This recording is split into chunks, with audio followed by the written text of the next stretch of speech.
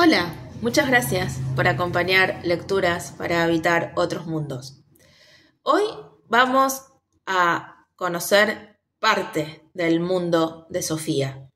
Esta novela es un clásico para la divulgación de la filosofía, pero también es una historia muy interesante. Tiene como protagonista a una joven adolescente que se encuentra con el fascinante y deslumbrante mundo de las preguntas y los grandes interrogantes que plantea el pensamiento filosófico. Vamos a meternos un poquito en este clásico de las últimas décadas, por lo menos. El sombrero de copa. Lo único que necesitamos para convertirnos en buenos filósofos es la capacidad de asombro. Sofía dio por sentado que la persona que había escrito las cartas anónimas volvería a ponerse en contacto con ella. Mientras tanto, optó por no decir nada a nadie sobre este asunto. En el instituto le resultaba difícil concentrarse en lo que decía el profesor. Le parecía que solo hablaba de cosas sin importancia. ¿Por qué no hablaba de lo que es el ser humano? ¿O de lo que es el mundo? ¿Y de cuál fue su origen? Tuvo una sensación que jamás había tenido antes.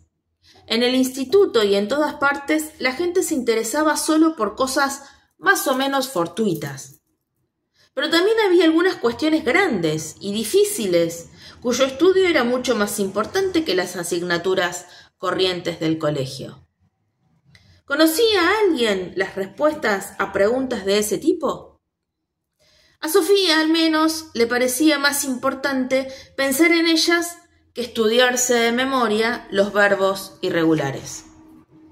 Cuando sonó la campana al terminar la última clase, salió tan deprisa del patio que Jorunn tuvo que correr para alcanzarla. Al cabo de un rato, Jorunn dijo: ¿Vamos a jugar a las cartas esta tarde? Sofía se encogió de hombros. Creo que ya no me interesa mucho jugar a las cartas. Jorunn puso una cara como si se hubiese caído la luna. Ah, ¿no? ¿Quieres que juguemos al bádminton? Sofía mira fijamente al asfalto y luego a su amiga. Creo que tampoco me interesa mucho el bádminton. Sofía detectó una sombra de amargura en la voz de Jorunn. ¿Me podrías decir entonces qué es lo que tan de repente es mucho más importante? Sofía negó con la cabeza. Es un secreto. Seguro que te has enamorado. Anduvieron un buen rato sin decir nada. Cuando llegaron al campo de fútbol, Jorunn dijo: cruzo por el campo. Por el campo.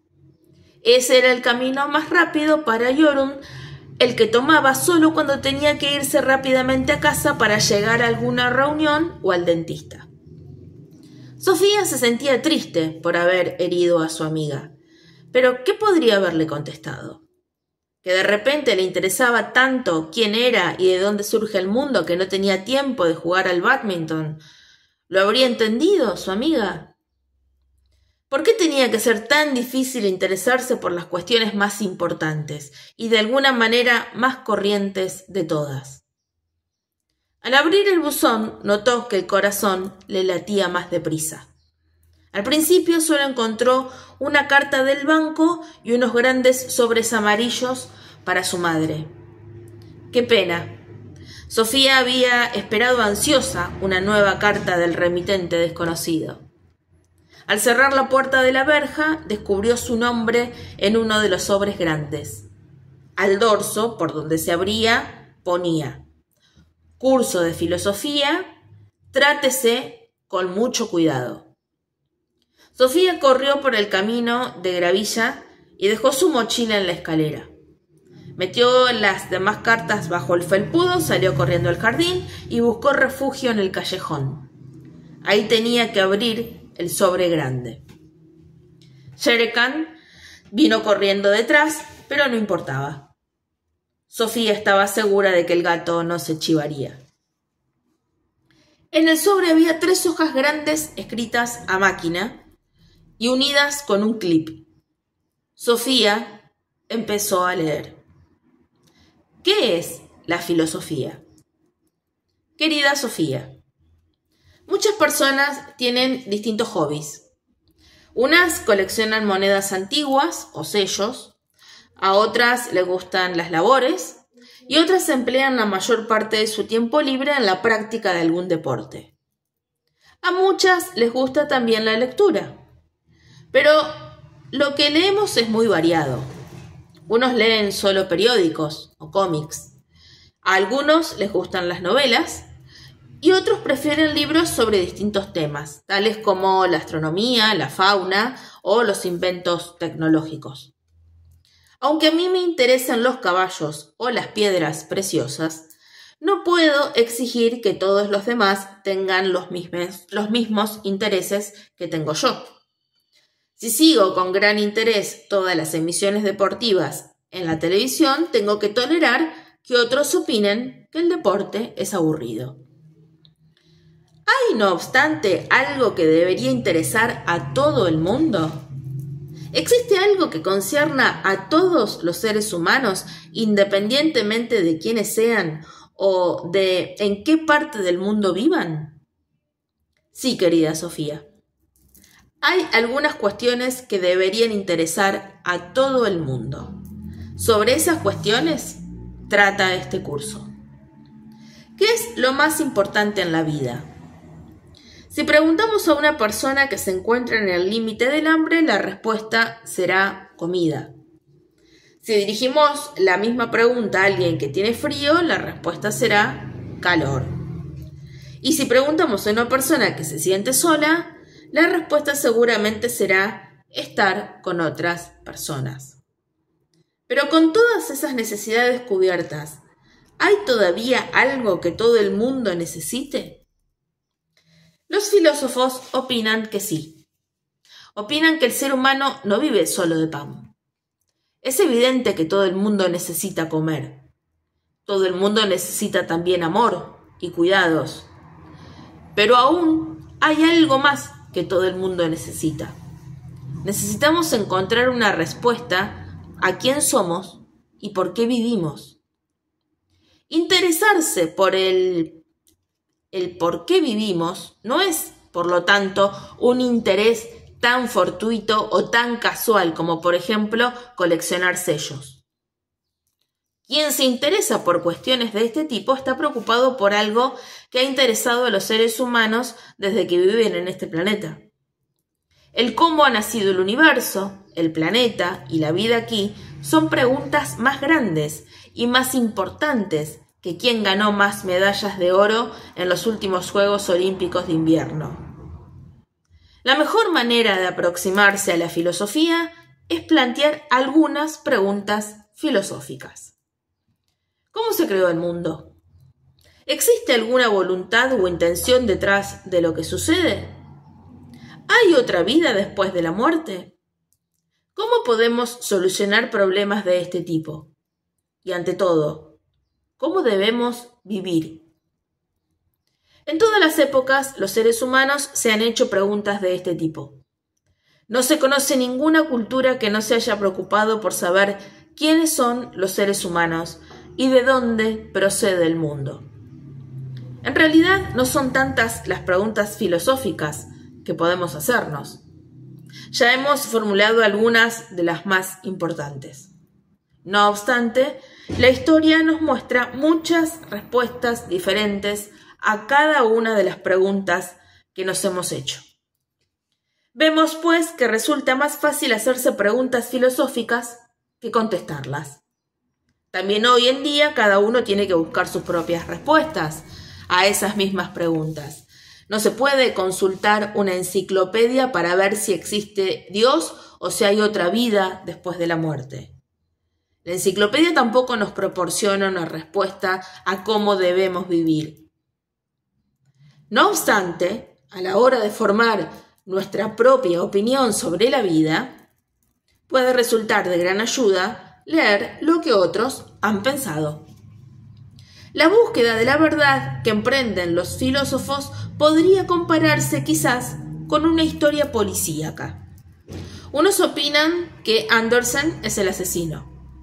Otros creen que es Nielsen o Jepsen. Cuando se trata de un verdadero misterio policíaco, puede que la policía llegue a descubrirlo algún día.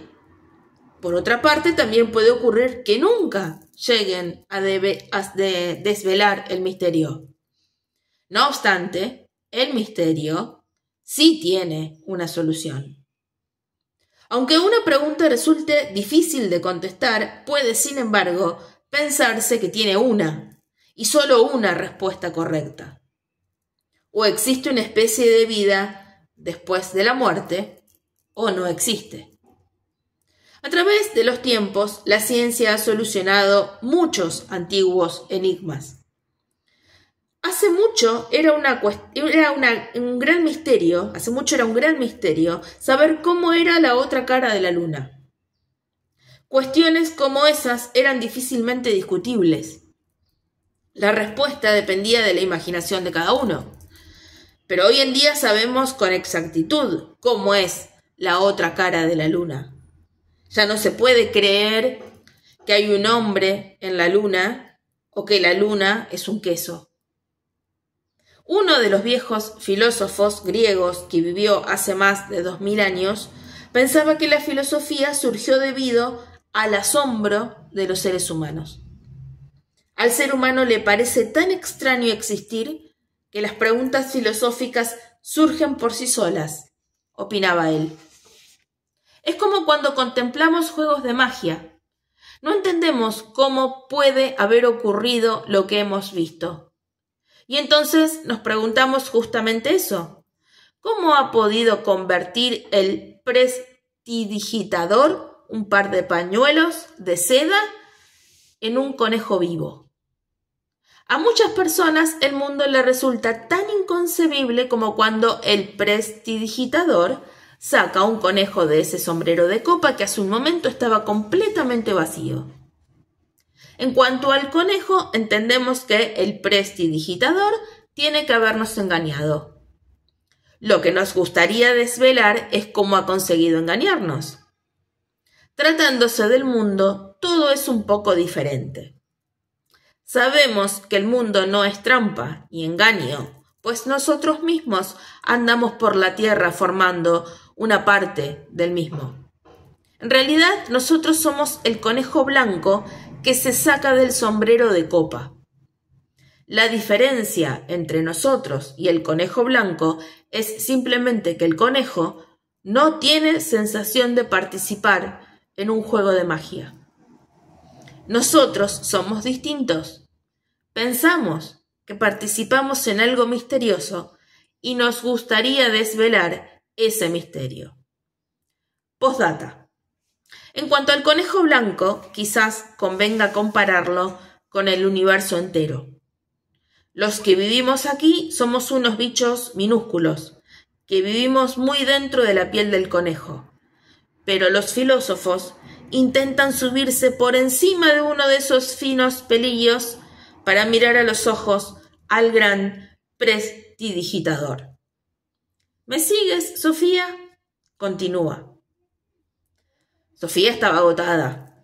Sí, si le seguía, no recordaba haber respirado durante toda la lectura. ¿Quién había traído la carta? ¿Quién? No podía ser la misma persona que había enviado la postal a Hilde Möller-Kahn, pues la postal llevaba sello y matasellos. El sobre amarillo había sido metido directamente en el buzón, igual que los dos sobres blancos. Sofía miró el reloj. Eran las 3:15, faltaban casi 2 horas para que su madre volviera del trabajo. Sofía salió de nuevo al jardín y se fue corriendo hacia el buzón. ¿Y sabía algo más? Encontró otro sobre amarillo con su nombre. Miró a su alrededor, pero no vio a nadie.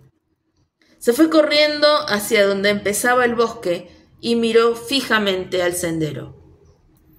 Tampoco ahí se veía un alma.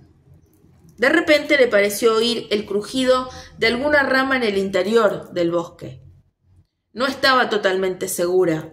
Sería imposible, de todos modos, correr detrás si alguien intentaba escapar. Sofía se metió en casa de nuevo y dejó la mochila y el correo para su madre. Subió deprisa a su habitación, sacó la caja grande donde guardaba las piedras bonitas, las echó al suelo y metió los 2 sobres grandes en la caja. Luego volvió al jardín con la caja en los brazos. Antes de irse, sacó comida para Shere Khan. Missy, Missy, Missy. De vuelta en el callejón, abrió el sobre y sacó varias nuevas hojas escritas a máquina. Empezó a leer. Un ser extraño. Aquí estoy de nuevo.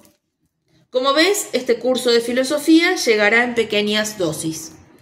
He aquí unos comentarios más de introducción. Dije ya que lo único que necesitamos para ser buenos filósofos es la capacidad de asombro.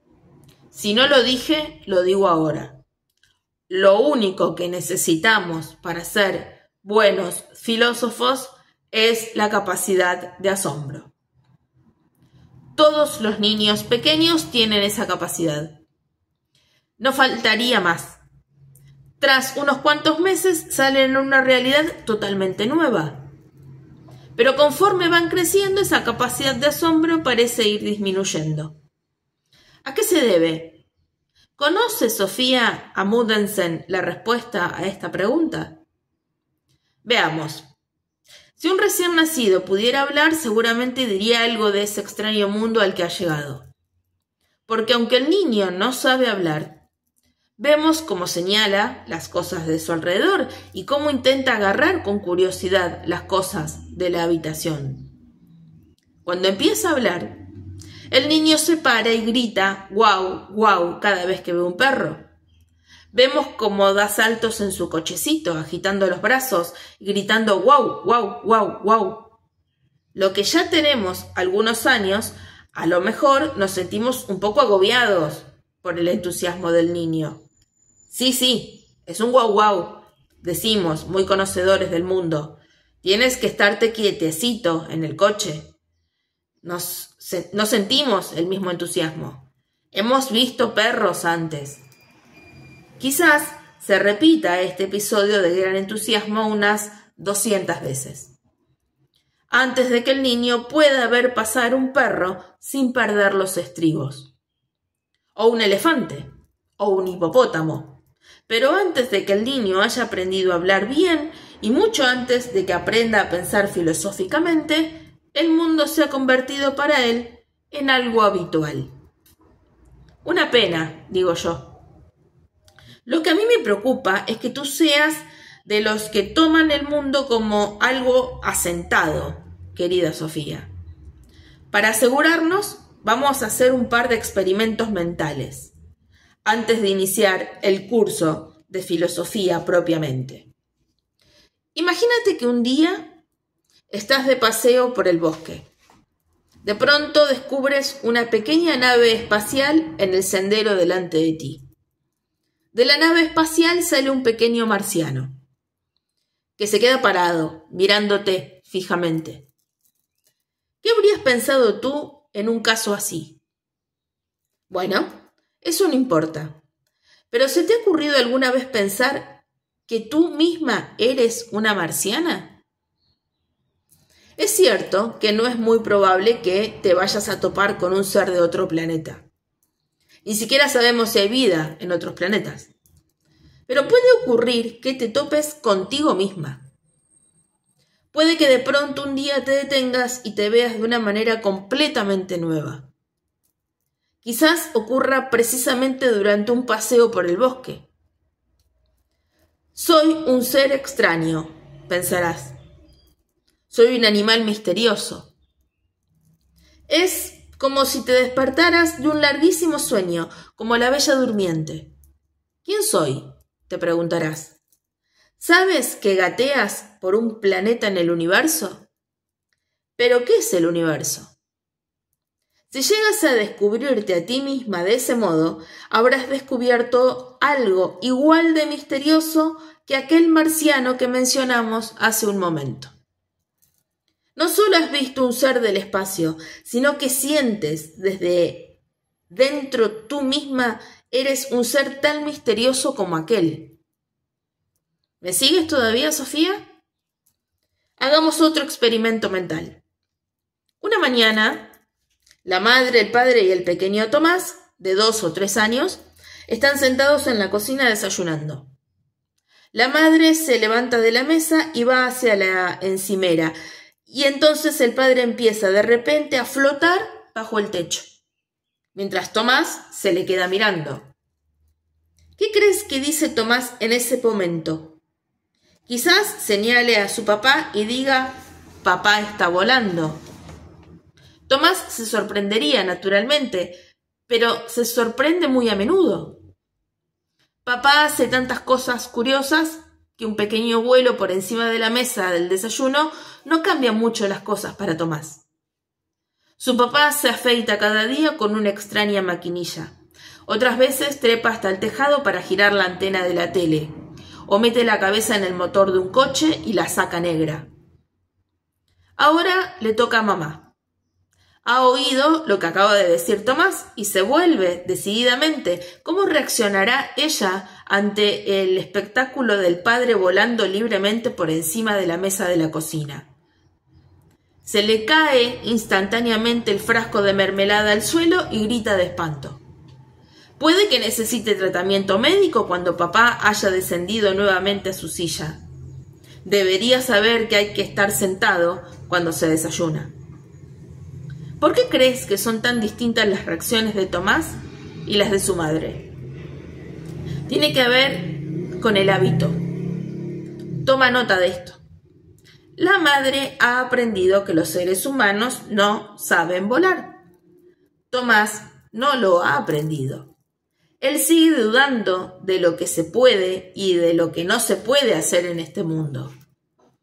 Pero, ¿y el propio mundo, Sofía? ¿Crees que este mundo puede flotar? También este mundo está volando libremente. Lo triste es que no solo nos habituamos a la ley de la gravedad conforme vamos haciéndonos mayores. Al mismo tiempo, nos habituamos al mundo tal y como es. Es como si durante el crecimiento perdiéramos la capacidad de dejarnos sorprender por el mundo. En ese caso, perdemos algo esencial, algo que los filósofos intentan volver a despertar en nosotros. Porque hay algo dentro de nosotros mismos que nos dice que la vida en sí es un gran enigma. Es algo que hemos sentido incluso mucho antes de aprender a pensarlo. Puntualizo. Aunque las cuestiones filosóficas conciernen a todo el mundo, no todo el mundo se convierte en filósofo. Por diversas razones, la mayoría se aferra tanto a lo cotidiano que el propio asombro por la vida queda relegado a un segundo plano. Se adentran en la piel del conejo, se acomodan y se quedan allí para el resto de su vida. Para los niños, el mundo y todo lo que hay en él es algo nuevo, algo que provoca su asombro. No es así para todos los adultos. La mayor parte de los adultos ve el mundo como algo muy normal. Precisamente en este punto, los filósofos constituyen una honrosa excepción. Un filósofo jamás ha sabido habituarse del todo al mundo. Para él o ella, el mundo sigue siendo algo desmesurado, algo enigmático y misterioso. Por lo tanto, los filósofos y los niños pequeños tienen en común esa importante capacidad. Se podría decir que un filósofo sigue siendo tan susceptible como un niño pequeño durante toda la vida. De modo que puedes elegir, querida Sofía. ¿Eres una niña pequeña que aún no ha llegado a ser la perfecta conocedora del mundo? ¿O eres una filósofa que puede jurar que jamás lo llegará a conocer? Si simplemente niegas con la cabeza y no te reconoces ni en el niño ni en el filósofo, es porque tú también te has habituado tanto al mundo que te ha dejado de asombrar. En ese caso corres peligro. Por esa razón recibes este curso de filosofía. Es decir, para asegurarnos. No quiero que tú justamente estés entre los indolentes e indiferentes. Quiero que vivas una vida despierta. Recibirás el curso totalmente gratis, por eso no te devolverá ningún dinero si no lo terminas. No obstante, si quieres interrumpirlo, tienes todo tu derecho a hacerlo. En ese caso, tendrás que dejarme una señal en el buzón. Una rana viva estaría bien. Tiene que ser algo verde también, de lo contrario el cartero se asustaría demasiado. Un breve resumen. Se puede sacar un conejo blanco de un sombrero de copa vacío. Dado que se trata de un conejo muy grande, este truco dura muchos miles de millones de años. En el extremo de los finos pelillos de su piel nacen todas las criaturas humanas. De esa manera son capaces de asombrarse por el imposible arte de la magia. Pero conforme se van haciendo mayores, se adentran cada vez más en la piel del conejo. Y allí se quedan. Están tan a gusto y tan cómodos que no se atreven a volver a los finos pelillos de la piel. Solo los filósofos emprenden ese peligroso viaje hacia los límites extremos del idioma y de la existencia. Algunos de ellos se quedan en el camino, pero otros se agarran fuertemente a los pelillos de la piel del conejo y gritan a todos los seres sentados cómodamente muy dentro de la suave piel del conejo, comiendo y bebiendo estupendamente. Damas y caballeros, dicen, flotamos en el vacío. Pero esos seres, de dentro de la piel, no escuchan a los filósofos. Ah, qué pesado, dicen. Y continúan charlando como antes. Dame la mantequilla. ¿Cómo va la bolsa hoy? Ah, ¿cómo están los tomates? ¿Has oído que Lady Di espera otro hijo? Cuando la madre de Sofía volvió a casa más tarde, Sofía se encontraba en estado de shock. La caja con las cartas del misterioso filósofo se encontraban bien guardadas en el callejón. Sofía había intentado empezar a hacer los deberes, pero se quedó pensando y meditando sobre lo que había leído. Había tantas cosas en las que nunca había pensado antes. Ya no era una niña, pero tampoco era del todo adulta. Sofía entendió que ya había empezado a adentrarse en la espesa piel de ese conejo que se había sacado del negro sombrero de copa del universo. Pero el filósofo la había detenido. Él, o sería ella, la había agarrado fuertemente y la había sacado hasta el pelillo de la piel donde había jugado cuando era niña. Y ahí, en el extremo del pelillo, había vuelto a ver el mundo como si lo viera por primera vez. El filósofo la había rescatado, de eso no cabía duda. El desconocido remitente de cartas la había salvado de la indiferencia de la vida cotidiana. Cuando su madre llegó a casa, sobre las 5 de la tarde, Sofía la llevó al salón y la obligó a sentarse en un sillón. «Mamá, ¿no te parece extraño vivir?», empezó. La madre se quedó tan aturdida que no supo qué contestar. Sofía solía estar haciendo los deberes cuando ella volvía del trabajo. «Bueno», dijo, «a veces sí, a veces. Lo que quiero decir es si no te parece extraño que exista un mundo». «Pero, Sofía, no debes hablar así». «¿Por qué no? Entonces, ¿acaso te parece el mundo algo completamente normal?». «Pues claro que lo es. Por regla general, al menos». Sofía entendió que el filósofo tenía razón. Para los adultos, el mundo era algo asentado. Se habían metido de una vez por todas en el sueño cotidiano de la bella durmiente. «Bah, simplemente estás tan habituada al mundo que te ha dejado de asombrar», dijo. «¿Qué dices?». Digo que estás demasiado habituada al mundo, completamente atrofiada. Sofía, no te permito que me hables así. Entonces lo diré de otra manera. Te has acomodado bien dentro de la piel de ese conejo que acaba de ser sacado del negro sombrero de copa del universo. Y ahora pondrás las patatas a cocer. Y luego leerás el periódico. Y después de media hora de siesta verás el telediario. El rostro de la madre adquirió un aire de preocupación. Como estaba previsto, se fue a la cocina a poner las patatas a hervir. Al cabo de un rato volvió a la sala de estar y ahora fue ella la que empujó a Sofía hacia un sillón. «Tengo que hablar contigo sobre un asunto», empezó a decir. Pero el tono de su voz, Sofía entendió que se trataba de algo serio. «¿No te habrás metido en algo de drogas, hija mía?» Sofía se echó a reír, pero entendió por qué esta pregunta había surgido exactamente en esta situación. «¿Estás loca?», dijo. «Las drogas te atrofian aún más». Y no se dijo nada más aquella tarde, ni sobre drogas, ni sobre el conejo blanco. Los mitos. Un delicado equilibrio de poder entre las fuerzas del bien y del mal. A la mañana siguiente, no había ninguna carta para Sofía en el buzón. Pasó aburrida el largo día en el instituto, procurando ser muy amable con Yorum en los recreos. En el camino hacia casa comenzaron a hacer planes para una excursión con tienda de campaña en cuanto se secara el bosque. De nuevo se encontró delante del buzón. Primero abrió una carta que llevaba un matasellos de México.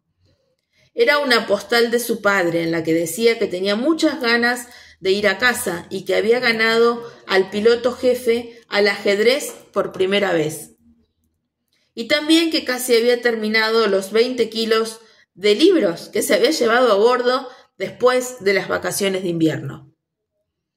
Y había además un sobre amarillo con el nombre de Sofía escrito. Abrió la puerta de la casa y dejó dentro la cartera y el correo antes de irse corriendo al callejón. Sacó nuevas hojas escritas a máquina y comenzó a leer. La visión mítica del mundo. Hola Sofía, tenemos mucho que hacer, de modo que empecemos ya. Por filosofía entendemos una manera de pensar totalmente nueva que surgió en Grecia alrededor del año 600 a.C.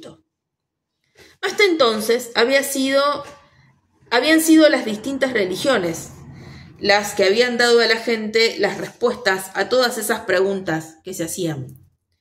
Estas explicaciones religiosas se transmitieron de generación en generación a través de los mitos. Un mito es un relato sobre dioses, un relato que pretende explicar el principio de la vida. Por todo el mundo ha surgido en el transcurso de los milenios una enorme flora de explicaciones míticas a las cuestiones filosóficas. Los filósofos griegos intentaron enseñar a los seres humanos que no debían fiarse de tales explicaciones. Para poder entender la manera de pensar de los primeros filósofos, necesitamos comprender lo que quiere decir tener una visión mítica del mundo. Utilizaremos como ejemplos algunas ideas de la mitología nórdica. No hace falta cruzar el río para coger agua. Seguramente habrás oído hablar de Thor y su martillo. Antes de que el cristianismo llegara a Noruega, la gente creía que Thor viajaba por el cielo en un carro tirado por 2 machos cabríos. Cuando agitaba su martillo había truenos y rayos. La palabra noruega torden, truenos, significa precisamente eso, ruidos de Thor. Cuando hay rayos y truenos, también suele llover. La lluvia tenía una importancia vital para los agricultores en la época vikinga. Por eso Thor fue adorado como el dios de la fertilidad. Es decir, la respuesta mítica a por qué llueve era que Thor agitaba su martillo y cuando llovía, todo crecía bien en el campo. Resultaba en sí incomprensible cómo las plantas en el campo crecían y daban frutos, pero los agricultores intuían que tenía que ver con la lluvia. Y además todos creían que la lluvia tenía algo que ver con Thor, lo que lo convirtió en uno de los dioses más importantes del norte. Thor también era importante en otro contexto, en un contexto que tenía que ver con todo el concepto del mundo. Los vikingos se imaginaban que el mundo habitado era una isla constantemente amenazada por peligros externos. A esa parte del mundo la llamaban Midgard, el recinto del medio. Es decir, el reino situado en el medio.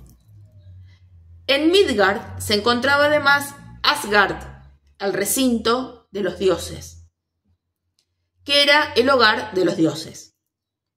Fuera de Midgard estaba Utgard, el recinto exterior, es decir, el reino que se encontraba fuera. Aquí vivían los peligrosos trolls, los gigantes, que constantemente intentaban destruir el mundo mediante astutos trucos. A esos monstruos malvados se les suele llamar fuerzas del caos. Tanto en la religión nórdica como en la mayor parte de otras culturas, los seres humanos tenían la sensación de que había un delicado equilibrio de poder entre las fuerzas del bien y del mal. Los trolls podían destruir Midgard raptando a la diosa de la fertilidad, Freya. Si lo lograban, en los campos no crecería nada y las mujeres no darían a luz. Por eso era tan importante que los dioses buenos pudieran mantenerlos en jaque. También en este sentido Thor jugaba un papel importante. Su martillo no solo traía lluvia, sino que también era un arma importante en la lucha contra las fuerzas peligrosas. El martillo le daba un poder casi ilimitado. Por ejemplo, podía echarlo tras los trolls y matarlos. Y además no tenía que tener miedo de perderlo, porque funcionaba como un boomerang y siempre volvía a él. He aquí la explicación mítica de cómo se mantiene la naturaleza y cómo se libra una constante lucha entre el bien y el mal. Y esas explicaciones míticas eran precisamente las que los filósofos rechazaban. Pero no se trataba únicamente de explicaciones. La gente no podía quedarse sentada de brazos cruzados esperando que interviniesen los dioses cuando amenazaban las desgracias, tales como sequías o epidemias. Las personas tenían que tomar parte activa en la lucha contra el mal. Esta participación se llevaba a cabo mediante distintos actos religiosos o ritos. El acto religioso más importante en la época de la antigua Noruega era el sacrificio, que se hacía con el fin de aumentar el poder del dios. Los seres humanos tenían que hacer sacrificios a los dioses para que éstos reuniesen fuerzas para combatir a las fuerzas del caos. Esto se conseguía, por ejemplo, mediante el sacrificio de un animal al dios en cuestión. Era bastante corriente sacrificar machos cabríos a Thor. En lo que se refiere a Odín, también se sacrificaban seres humanos. El mito más conocido en Noruega lo conocemos por el poema La canción sobre Thrym. En él se cuenta que Thor se quedó dormido y que cuando se despertó, su martillo había desaparecido. Se enfureció tanto que las manos le temblaban y la barba le vibraba. Acompañado por su amigo Loke, fue a preguntar a Freya si le dejaba sus alas para que éste pudiera volar hasta el hogar de los gigantes, con el fin de averiguar si eran los trolls los que le habían robado el martillo. Aquí Loke se encuentra con Thrym, el rey de los gigantes, que en efecto empieza a presumir de haber robado el martillo y de haberlo escondido a 8 millas bajo tierra. Y añade que no devolverá el martillo hasta que no logre casarse con Freya. ¿Me sigue, Sofía? Los dioses buenos se encuentran de repente ante un dramático secuestro. Los trolls se han apoderado de su arma defensiva más importante, lo que da lugar a una situación insostenible. Mientras los trolls tengan en su poder el martillo de Thor, tienen el poder total sobre el mundo de los dioses y de los humanos. Y a cambio del martillo exigen a Freya. Pero tal intercambio resulta igual de imposible. Si los dioses tienen que desprenderse de su diosa de la fertilidad, la que vela por todo lo que es vida, la hierba en el campo se marchitará y los dioses y los humanos morirán. Es decir, la situación no tiene salida. Si te imaginas un grupo de terroristas amenazando con hacer explotar una bomba atómica en el centro de París o de Londres, si no se cumplen sus peligrosísimas exigencias, entiendes muy bien esta historia. El mito cuenta que Loke vuelve a Asgard, donde pide a Freya que se vista de novia, porque hay que casarla con los trolls. Desgraciadamente, Freya se enfada y dice que la gente pensará que está loca por los hombres si accede a casarse con un troll. Entonces, al dios Heimdall se le ocurre una excelente idea. Sugiere que disfracen a Thor de novia. Podrán atarle el pelo y ponerle piedras en el pecho para que parezca una mujer. Evidentemente a Thor no le hace muy feliz esta propuesta, pero entiende finalmente que la única posibilidad que tienen los dioses de recuperar el martillo es seguir el consejo de Heimdall.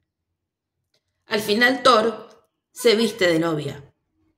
Loke le va a acompañar como dama de honor. Vayamos las dos mujeres, dice Loke.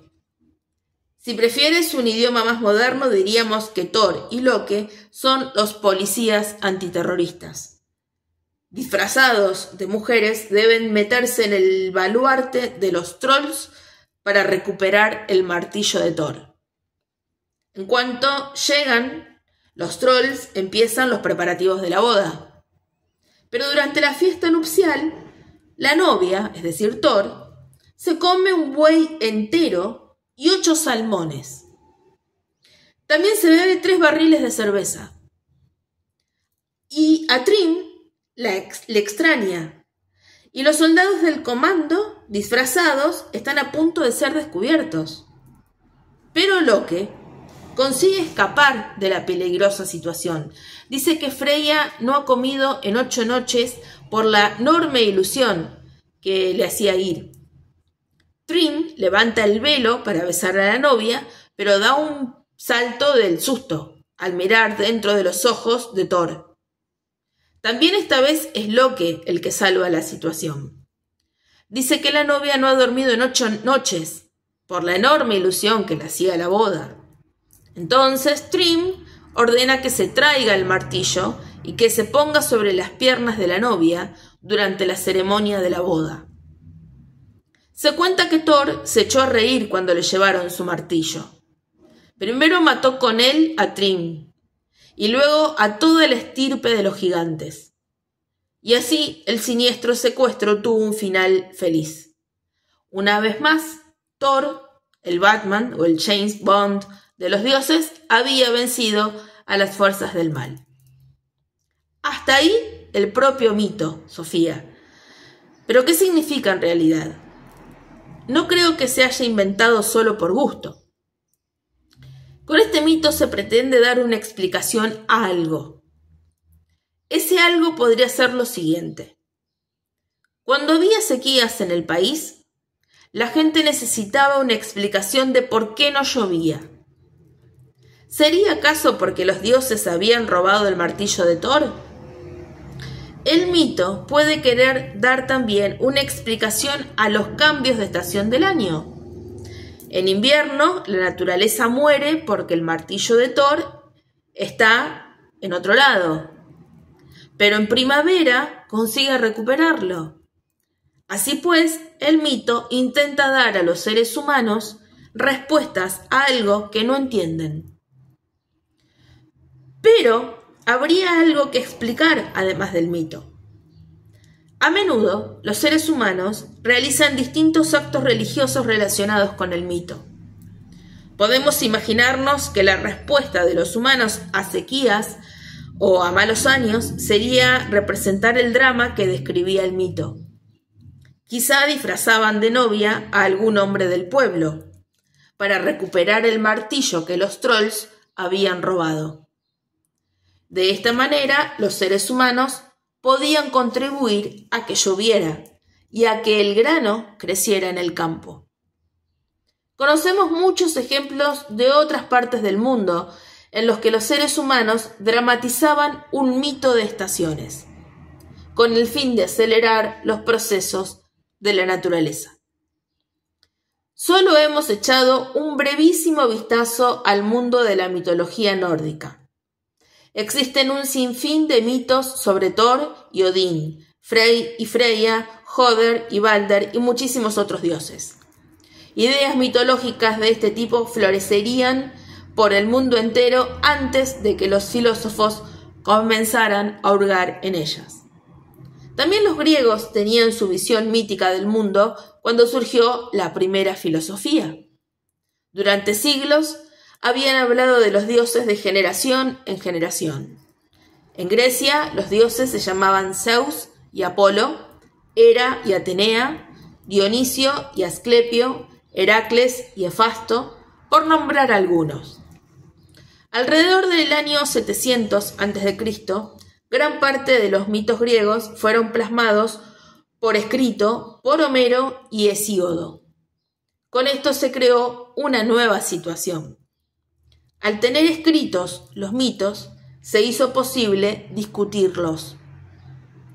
Los primeros filósofos griegos criticaron la mitología de Homero, solo porque los dioses se parecían mucho a los seres humanos y porque eran igual de egoístas y tan de poco de fiar como nosotros. Por primera vez se dijo que quizás los mitos no fueran más que imaginaciones humanas.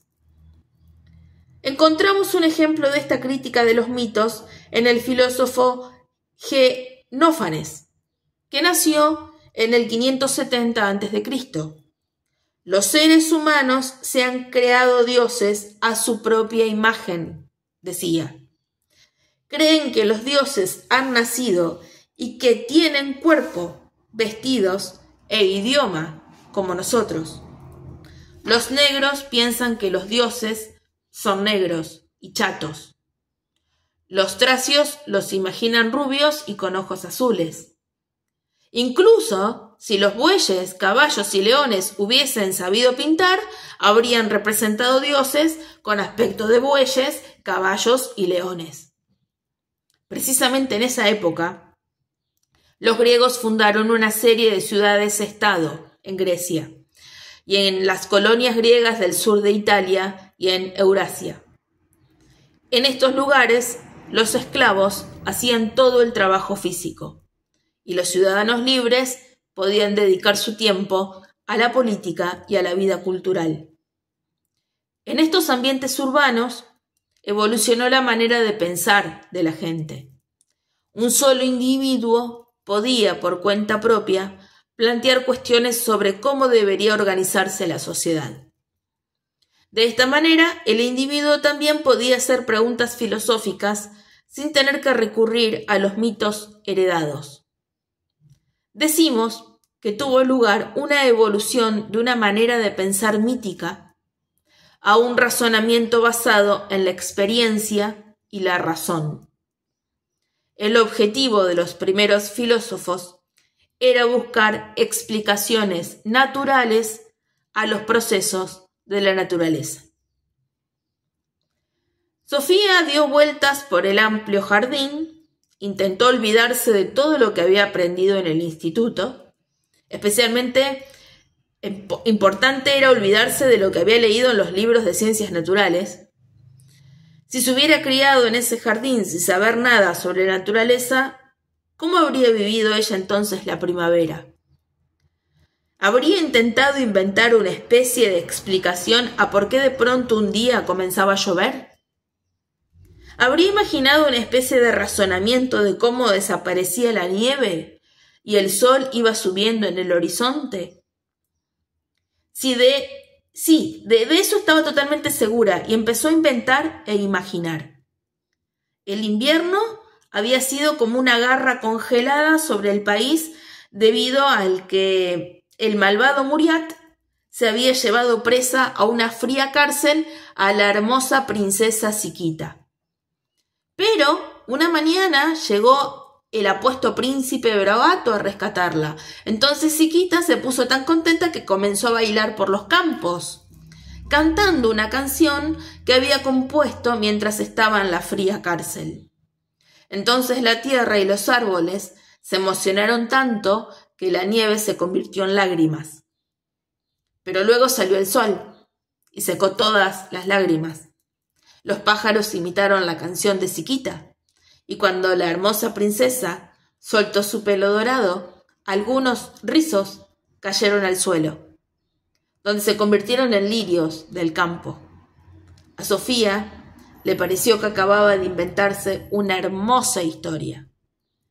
Si no hubiera tenido conocimiento de otra explicación para el cambio de las estaciones, habría acabado por creerse la historia que se había inventado.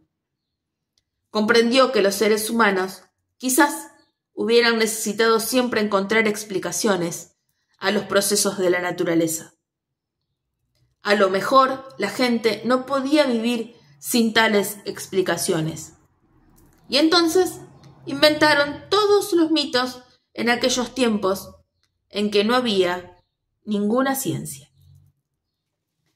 Este es el principio de la aventura del mundo de Sofía, de Justin Gardner, este escritor noruego que escribió realmente una obra de divulgación fabulosa que nos ha servido, por lo menos a varias generaciones, para amar el pensamiento filosófico y hacernos muchas preguntas y sostener el asombro todos los días. Gracias por estar allí y nos vemos la próxima.